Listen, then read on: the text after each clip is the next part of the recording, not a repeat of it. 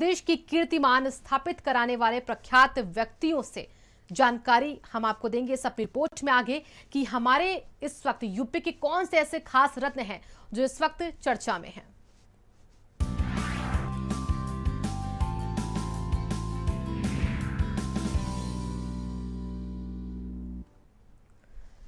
मेरठ के रहने वाले डॉक्टर भूपेंद्र चौधरी का जन्म किसान पृष्ठभूमि वाले परिवार में हुआ था। Doctor Bhupendra Chaudhary pulse polio अभियान में 20 साल से सेवा करके एक बड़ी पहचान अपनी बना चुके हैं। इसके साथ ही वो सैनिक परिवारों का बिना फीस लिए इलाज भी करते हैं और कई अनाथालय वृद्धाश्रम के बेसहाराओं की नियमित मदद करते हैं। आइए उन्हीं से आपको मिलाते हैं। भारत समाचार को धन्यवाद देना चाहूँगा कि आज आप लोगों ने यहाँ आकर और अपना कीमती समय निकालकर मुझ जैसे एक नाचीज को अपने साथ जोड़ने का प्रयास किया। मेरा प्रारंभिक जीवन बड़ा ही कष्ट भरा था, क्योंकि जब मैं 14 साल की उम्र का था तभी मेरे पिताजी का अचानक देहावसान हो गया था। उस वक्त हम रतलाम में रहते थे, जो कि मध्य प्रदेश में है। उसके बाद बड़ी विषम परिस्थितियों में हमें यहाँ पर मेरठ शिफ्ट होना पड़ा। मेरठ से मैंने 10th और 12th, जिसको हम हाई स्कूल और इंटरमीडिएट बोर्ड बोलते हैं, मैंने यूपी बोर्ड के थ्रू मैंने वो पास करी थी। और 10th बोर्ड में मैंने पूरे स्कूल में टॉप करा था, जिसके कारण मुझे 40 रुपये प्रति माह का वजीफ़ा मुझे गवर्नमेंट ने आवंटित किया था। और वो कहीं ना कहीं मेरे लिए एक बहुत बड़ा प्रोत्साहन का पारितोषिक था कि इसने मेरे जीवन में कहीं ना कहीं एक कुछ अच्छा करने की नींव डाली। उसके बाद इंटरमीडिएट बोर्ड में मैं ज़िले में 5वें नंबर पर आया था। उसके बाद में फिर मैंने मेडिकल एंट्रेंस की तैयारी करी और मेरा सिलेक्शन इंदौर मेडिकल कॉलेज में और मेरठ मेडिकल कॉलेज में मेरा हुआ था। मध्य प्रदेश पीएमटी में मेरी 8th रैंक थी, लेकिन मैंने पारिवारिक स्थितियों के कारण मैंने मेरठ मेडिकल को ही चुना और मैंने यहाँ से अपनी एमबीबीएस की। एमबीबीएस करने के बाद में फिर मैंने एमडी मेडिसिन भी मैंने इसी मेडिकल कॉलेज से की और मुझे उसमें गोल्ड मेडल से नवाजा गया। फिर उसके बाद में मैंने आगे उच्चतर शिक्षा के लिए मैं बनारस हिंदू यूनिवर्सिटी से मैंने न्यूरोलॉजी के क्षेत्र में डॉक्टरेट इन मेडिसिन, जिसको हम डीएम न्यूरोलॉजी बोलते हैं, मैंने वो की। और सन 1999 में मैंने उसके बाद यहाँ पर चिकित्सक के रूप में मेरठ में अपनी सेवाएं देनी शुरू करी। मैं एक चीज़ शायद ये ज़रूर कहना चाहूँगा कि मेरा वास्तविक जीवन बहुत ही संघर्षपूर्ण रहा और मैंने अपने जीवन को एक ज्वाला के रूप में महसूस करा, क्योंकि मेरे पास अपने जीवन में शायद खोने को बहुत ज़्यादा कुछ नहीं बचा था और सिर्फ जीवन में कुछ प्रेरणाएं थी जिनको मैंने अपने जीवन का आधार बनाकर शायद आगे मैं बढ़ता चला गया। मेरा शुरू से ही चिकित्सा के प्रति एक रुझान था। कहीं ना कहीं मन में एक इच्छा और थी कि हमारी देश की आबादी में हर व्यक्ति नहीं है इतना सक्षम जो कि महंगे इलाज को और बड़े अस्पतालों के इलाज को का खर्चा वहन कर सके। तो एक मन में ये भी थी कि शायद इस प्रोफेशन के जरिए मैं एक अच्छे ढंग से समाज सेवा कर सकता हूँ, अपने देश को कुछ दे सकता हूँ, अपने देश की जनता के लिए कुछ अच्छा कर सकता हूँ और एक उनको नियमित चिकित्सक के रूप में अपनी उपलब्धता के द्वारा मैं उनकी काफ़ी कुछ मदद करने का जज्बा मेरे में शुरू से ही था, वो आज भी है और मैं ईश्वर से यही चाहूँगा कि मेरा वो जज्बा आगे भी कायम रहे। पिछले विगत 20 वर्षों से मैं राष्ट्रीय पोलियो उन्मूलन कार्यक्रम से जुड़ा हुआ हूँ और सन 2000 में WHO, यूनिसेफ, रोटरी इंटरनेशनल और गवर्नमेंट ऑफ इंडिया ने जो ये इतनी बड़ी मुहिम जो शुरू करी थी, मैंने इसको ज्वाइन करा और मेरठ ही नहीं 14 डिस्ट्रिक्ट में हमने पोलियो से संबंधित जितने भी मेडिकल क्षेत्र से संबंधित जो भी कार्य थे और साथ में समाज से संबंधित जो भी कार्य थे वो हमने अनवरत मैंने और मेरी पत्नी ने किए। और मुझे ये बात बताते हुए बड़ा हर्ष होता है कि कितनी हम लोगों ने अपने अपने देश को इस समस्या से निकालने के लिए जो भी मैं इस इतने बड़े महायज्ञ में अगर एक छोटी सी मैं आहुति अगर दे पाया, जिसका कि नतीजा आज ये है कि 2014 में WHO ने भारत को पोलियो से मुक्त घोषित किया था। मैं भी कहीं ना कहीं उसका एक बहुत छोटा सा मैं एक हिस्सा रहा हूँ, और मुझे यह बताते हुए भी बड़ा एक गर्व होता है कि मैं शायद पूरे भारतवर्ष का अकेला ऐसा न्यूरोलॉजिस्ट हूँ जिसने इतने बड़े रूप में, इतने बड़े आयाम से इस राष्ट्रीय पोलियो उन्मूलन प्रोग्राम में काम करा और अपनी सेवाएं दी। मुझे करीबन 27-28 मुझे जो हैं वो डिफरेंट एप्रिसिएशन अवार्ड्स और मुझे जगह जगह से मुझे लेटर मिले और उन्होंने मुझे काफ़ी सराहा, जिसमें कि Rotary International, WHO, UNICEF, mayors of Meerut, member of parliament of Meerut, chief medical officer of Meerut, और इसके अलावा जितने भी ऑर्गेनाइजेशन होते हैं जैसे कि लॉयंस क्लब, रोटरी क्लब, इन सभी ने मुझे अलग अलग समय पर मेरी इन सेवाओं के लिए मुझे अपने जो भी उनके पास अत्यधिक सम्मान था उससे उन्होंने मुझे नवाजा। और मैं यह भी बड़े हर्ष के साथ कहना चाहूँगा कि रोटरी इंटरनेशनल का जो सबसे बड़ा सामाजिक क्षेत्र में जो अवार्ड होता है, जिसको रोटरी वोकेशनल अवार्ड होता है, वो मुझे 2003 और 2014 में मुझे 2 बार इससे नवाजा गया। और इसी मेरे इस प्रयास को मानते हुए और मेरे इस सहयोग को देख करके मुझे चौधरी चरण सिंह यूनिवर्सिटी मेरठ की एक बहुत बड़ी यूनिवर्सिटी है जिसके अंदर करीबन 700-800 कॉलेजेस इसके अंदर आते हैं, उन्होंने 2017 में मुझे काफ़ी वर्षों के बाद अपनी मानद उपाधि से मुझे, जिसको डॉक्टरेट इन साइंस बोलते हैं, उससे मुझे महामहिम राज्यपाल श्री राम नाईक के द्वारा मुझे सम्मानित किया गया।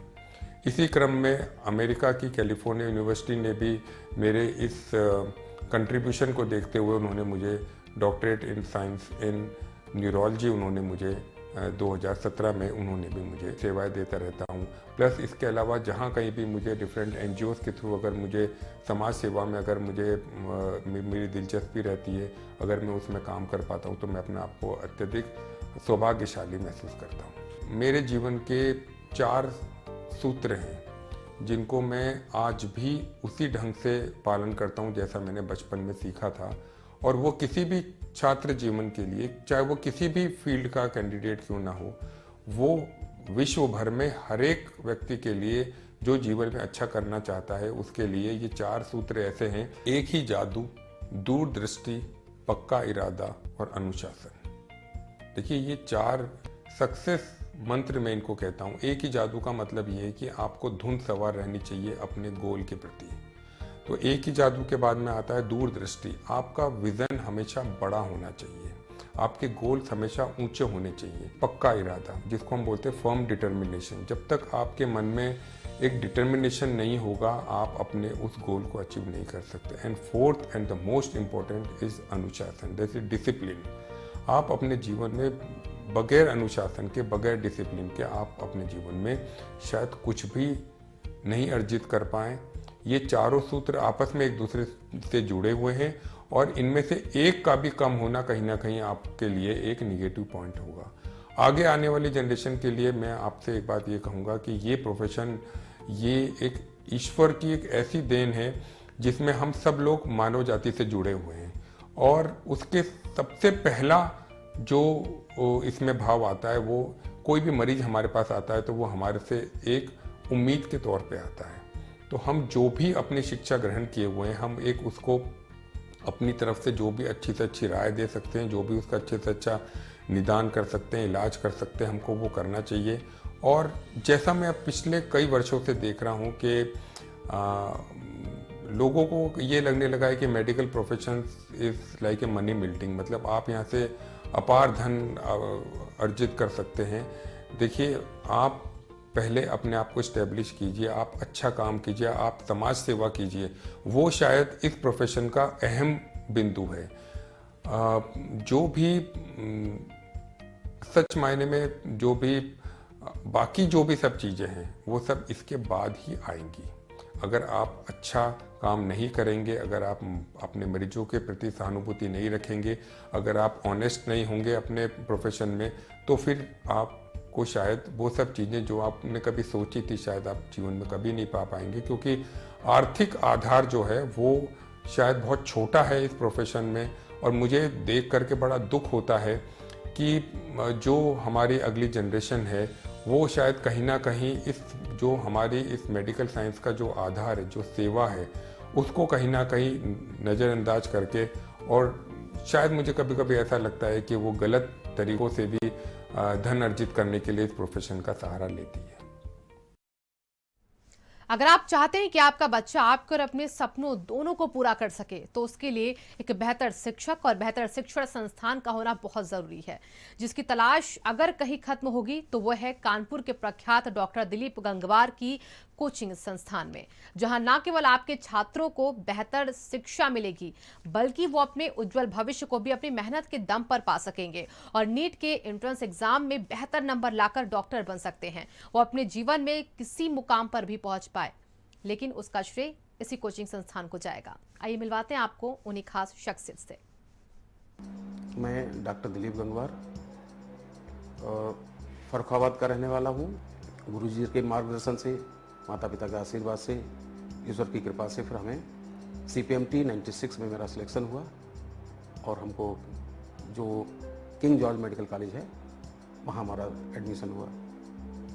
वहाँ से MBBS पढ़ाई करने के बाद हमने 2001 से कोचिंग पढ़ाना शुरू किया, तो ग्रोथ रेट काफ़ी अच्छा था, तो हमें लगा कि फिर जिस काम में सेटल हो जाओ वही काम अच्छा है। तो 2001 से लेकर अब तक हम लगातार काकादेव कानपुर में अपने ही नाम से डॉक्टर दिलीप गंगवार इंस्टीट्यूट के नाम से कोचिंग चला रहे हैं। हमारे यहाँ फिजिक्स, केमिस्ट्री और बायोलॉजी सभी विषयों में 3-3 टीचर हैं, और जिसमें से 2 टीचर ज़्यादातर क्लास लेते हैं, एक लोग डाउट बताने के लिए रहते हैं। और हम लोग सुबह 8 बजे से लेकर रात 10 बजे तक हमेशा कोचिंग में ही रहते हैं। प्रत्येक सब्जेक्ट में कोई न कोई टीचर और स्टाफ में आदमी मिलता है। पिछली बार का जो हमारे यहाँ का रिजल्ट था बहुत ही ज़्यादा शानदार था। अकेले एम्स में 7 बच्चे सेलेक्ट हुए थे। अब बाई चांस की बात है कि अब एम्स नहीं हुआ करेगा अलग से, लेकिन 7 हुए, जिसमें से हमारे एक स्टूडेंट थे अंकित कुमार, पापा का नाम राम सिंह, उनको तो दिल्ली वाला एम्स मिला है। और करीब 5-6 बच्चे KGMC पहुँचे, किसी को राम मनोहर लोहिया भी मिला। सबसे ज़्यादा बच्चे तो सैफई में पहुँचे, कन्नौज में भी हैं। तो ठीक ठाक रहता है, मतलब कानपुर के हिसाब से यहाँ का रिजल्ट अभी कह सकते हैं कि अच्छा रहता है। हमारे स्टूडेंट थे मिस्टर अलाउद्दीन, उन्होंने अभी वर्ल्ड रिकॉर्ड भी बनाया 27 घंटे नॉन स्टॉप पढ़ाने का। सफलता का श्रेय एक्चुअली जब कोई वृक्ष बड़ा होता है तो हवा, पानी, धूप सभी का रोल होता है, लेकिन सबसे बड़ा रोल तो किसान का ही होता है कि उसने बीज को डाला कहाँ पे है। तो वैसे ही हम सफल हुए, या आपको लगता है हम सफल हुए, तो भाई बहन, माँ बाप, गुरुजन, ईश्वर की कृपा सभी का रहा। मगर इन सब में 2 प्राणियों को सबसे ज़्यादा रहा। मेरी माता जी का, वो बड़ी जिद्दीन टाइप की थी, मन में था कि कलेक्टर बना के छोड़ेंगे, बाई चांस डॉक्टर तो बना ही दिया। और दूसरा हमारे बड़े भाई का बहुत ज़्यादा रोल रहा। पढ़ने जाते थे तो साइकिल भी हमारे बड़े भैया ही साफ करते थे। लॉकडाउन में थोड़ा परमिशन ख़त्म हुआ, थोड़ी सी परमिशन मिली, ऑफिस खोल सकते हो, तो उससे हम लोगों ने क्या किया, ऑनलाइन की तरफ आ गए। ये एक अच्छा प्लेटफॉर्म है अपने आप को विस्तारित करने का। तो आज जब से YouTube पे कुछ वीडियो डाले, ऑनलाइन पढ़ाना शुरू किया, तो हम बताएं कि मध्य प्रदेश से भी बच्चे जुड़े हैं, तेलंगाना से बच्चे जुड़े, चेन्नई से जुड़े, और अहमदाबाद का बच्चा वसीम जुड़ा है। तो ये लगने लगा कि हाँ, काकादेव से हमारा काफ़ी विस्तार हो गया। ये तो लॉकडाउन का फ़ायदा हुआ कि अपने आप को और बड़ा कर लिया। अब इंडिया लेवल पे बात कर सकते हैं पढ़ाने के लिए। लेकिन जो अब कोरोना के बाद की स्थिति में जो कष्ट आने वाला है वो ये है कि अभी भी गार्जियन को बहुत दहशत है, और लगभग यहाँ छात्र जो फंसे हुए थे, तो कुछ लोगों ने फ्रंट पे आके, कुछ लोगों ने पर्दे के पीछे रह के सारे बच्चों को उनके घर पहुंचवाया, बसों की व्यवस्थाएं करवाई प्रशासन ने की। लेकिन हम लोग का था कि लिस्ट दी गई कि अपने बच्चे जो हैं वहाँ बस स्टैंड तक पहुँचाएँ। ज़रूरत पड़ी थी, सब लोगों ने मिलजुल के खाना भी बच्चों को वितरित किया। लेकिन अब जो स्थिति है रही वो थोड़ी सी खराब ये हो रही है कि सेटअप जिसका जितना बड़ा है, आर्थिक रूप से उसके ऊपर लोड बहुत ज़्यादा है। स्टाफ को उसकी नज़रें देख के खराब लगता है कि अब किसको हटा भी नहीं सकते ऐसी परिस्थितियों में जो बरसों से साथ ही रहा हो। मेडिकल साइंस में हम लोग के यहाँ तो एक बड़ी अच्छी कोटेशन चलती थी कि prevention is better than cure. आप बीमार हो, आपका स्वास्थ्य भी डाउन हो और आर्थिक रूप से संकट में जाएं, इससे पहले कि रोकथाम करना बहुत ज़रूरी है। तो रोकथाम के उपाय लगभग सभी लोगों को पता ही हैं कि फिजिकल डिस्टेंसिंग रखें, मास्क लगाएं, है ना, बार बार साबुन से हाथ धुलें और घर पे अपने जितना संभव हो उतना काम करें। हाँ, कहीं अगर परचेजिंग जाना भी पड़ता है तो भी थोड़ा सा 2 गज की दूरी का जो जैसा कि हमारे मोदी जी, प्रधानमंत्री जी कहते हैं, उसका ख्याल रखें, क्योंकि है तो एक फ्लू टाइप का ही, लेकिन बस यह है कि उसकी थोड़ा स्प्रेडिंग रेट ज़्यादा है, तो इसलिए थोड़ा सतर्क रहना पड़ेगा। और मैं भारत समाचार चैनल को, उनकी पूरी टीम को, मिस्टर ब्रजेश जी को बहुत ही उनका हम सम्मान व्यक्त करते हैं, आभार व्यक्त करते हैं कि उन्होंने कानपुर के लिए, कानपुर के लोगों के लिए इस तरह की मुहिम चलाई जिससे उनकी बातें अब प्रदेश के हर कोने में पहुँचे। धन्यवाद।